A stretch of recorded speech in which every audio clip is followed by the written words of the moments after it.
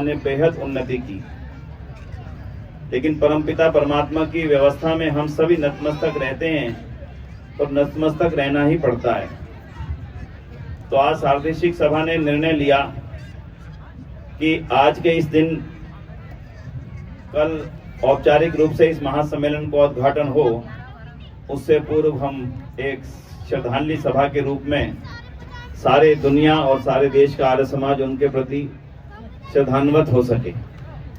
तो आज हम सभी के प्रेरक आदरणीय सुरेश चंद्र आर्य जी की श्रद्धांजलि सभा में हम सब लोग उपस्थित हैं और अहमदाबाद से उनके परिवार के सभी सदस्य यहाँ पर उपस्थित हैं।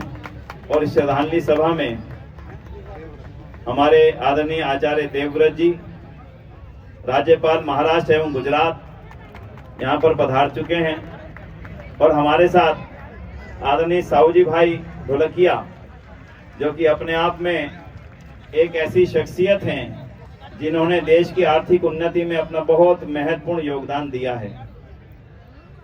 आज हम महर्षि दयानंद सरस्वती जी के निर्वाण दिवस भी है।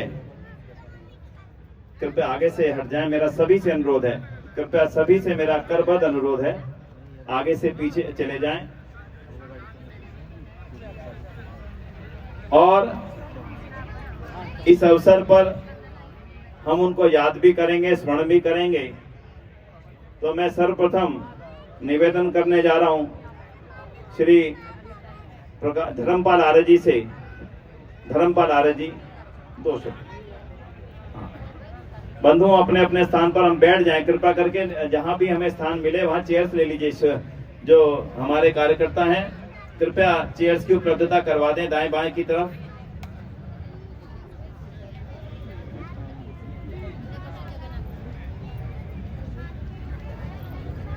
मैं सभी से चाहूंगा एक बार हम लोग अपने स्थानों पर एक बार खड़े होकर के मौन श्रद्धांजलि देंगे और उसके पश्चात श्रद्धांजलि सभा का संक्षिप्त कार्यक्रम आरंभ होगा। एक बार हम सभी अपने अपने स्थानों पर खड़े हों और उस जिस आत्मा ने लंबे समय तक सार्वदेशिक सभा का नेतृत्व किया, उनके प्रति नतमस्तक होते हुए हम उनके प्रति श्रद्धान्वित हैं। हम कुछ क्षण की मौन श्रद्धांजलि।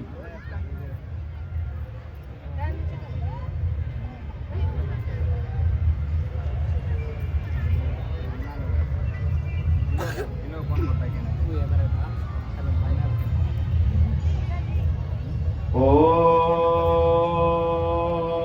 शांति शांति शांति। अपना स्थान ग्रहण करें। संवित आर्य बंधुओं, माननीय सुरेश चंद्र आर्य जी की श्रद्धांजलि में केवल एक शब्द कहना है। यज्ञ के अवसर पर हम आहुति देते हैं, एक आहुति होती है मौन आहुति। विद्वानों के मुख से सुना कि जब परमपिता परमात्मा का विशाल भव्य दृश्य देखते हैं तो एक आहुति अवाक रह करके मौन रूप में दी जाती है, उसको मौन आहुति कह देते हैं। आज इस छोटे से समय में, लेकिन अत्यंत महत्वपूर्ण समय में, हम उनकी बातों को स्मरण तो नहीं कर सकते, लेकिन ये आंखें उनको ढूंढती रहेंगी, उनकी बातें स्मृति में आती तो रहेंगी। मैं उनके प्रति अपनी मौन श्रद्धांजलि अर्पित करता हूँ। समस्त दिल्ली की आर्य समाजों की ओर से, सार्वदेशिक सभा की ओर से मैं उनको विनम्र श्रद्धांजलि, मौन श्रद्धांजलि अर्पित करता हूँ।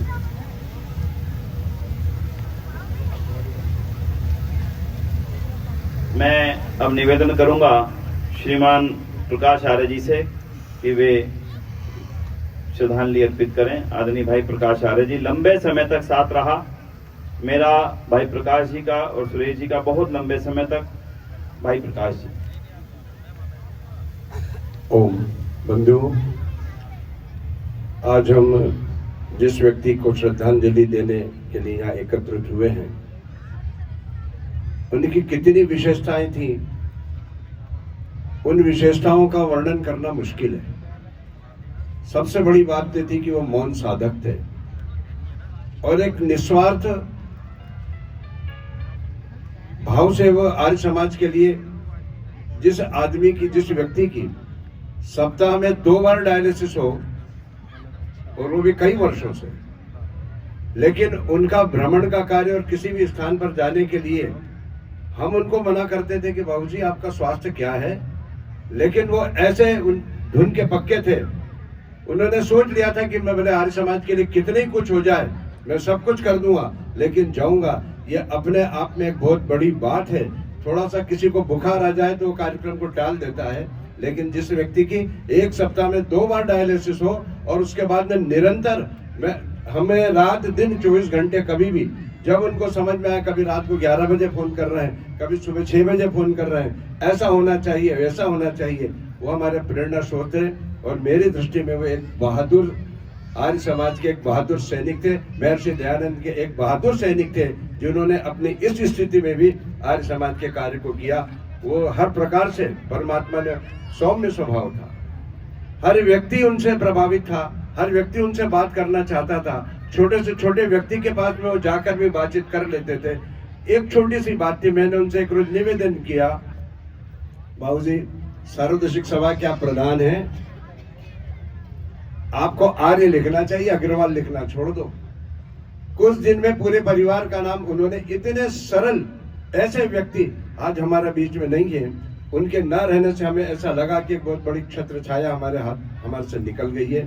ये दुख उस परिवार का नहीं, और वो ऐसे व्यक्ति जो सामाजिक कार्य में इस प्रकार है, लाखों लाखों व्यक्ति उनके परिवार से और उनके से संबंधित रखते हैं। आज उनका न रहना एक अपूर्णीय क्षति है।